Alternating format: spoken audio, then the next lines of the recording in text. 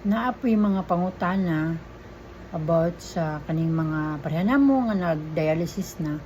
Unsa kuno yung mga kasagaran, kalahian sa okay pa imong lawas ug sa karon nga nagmasakit na ka or kanang naa kay gidialysis na ka.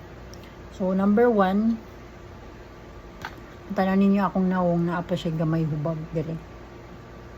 Maghubag jud ni siya dire or dire.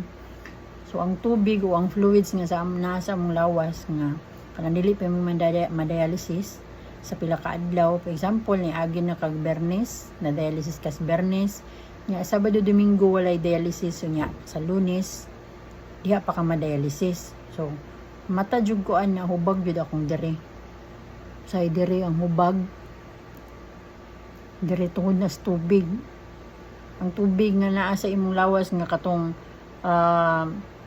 na nasubrahan na kas tubig, ano nas naong kita mo sa ubang mga ga-dialysis nga muhubag ilang naong nya manghupong sila. Mao pud gihapon ng ako manghupong ko nya ang akong malagi pikas ang tan-aw ni muhubag-hubag pa siya gamay dire. Muhubag jud na siya mo ana hubag na siya nya.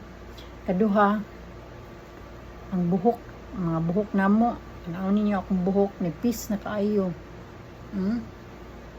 Nipis na kay ang buhok kay tungod sa mao daw nakasagaran mahitabo ang uban kay mapahak-pahak na tungod sa kakuan ba, malagas ang buhok na siya nya. Ang uban makakita mo na ay hamis kay sila sa panahon nga normal pa ilang lawas, kahuman na sila sa dialysis na ay mga manggawas nga dili nato mahibal-an ba nga sa una wala pa man to nya karon na. Ako na apoy magturok-turok na ako kitaan mo ginagmay kay na siya puro na whiteheads ang gawas diha.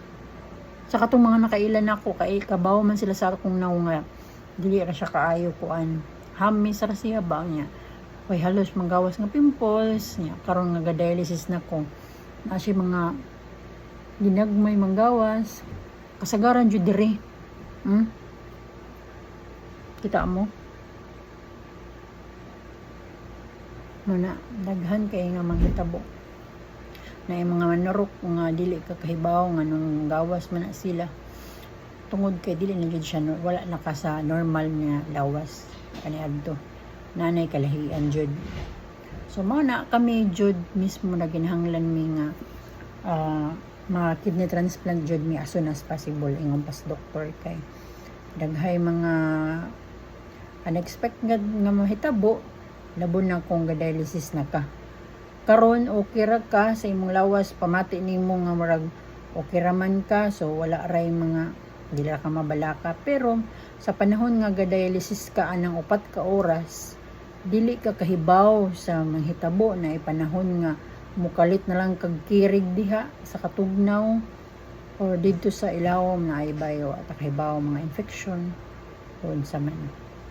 So man siya nga kami mga dialysis patient nagkinahanglan jud mi nga mag-kidney transplant soon as possible kay lisod jud taon ang mga gipang-agian. Lisod jud siya hunahunaon nilabaw pa nga atong lawas ang uban dili jud kasugakod.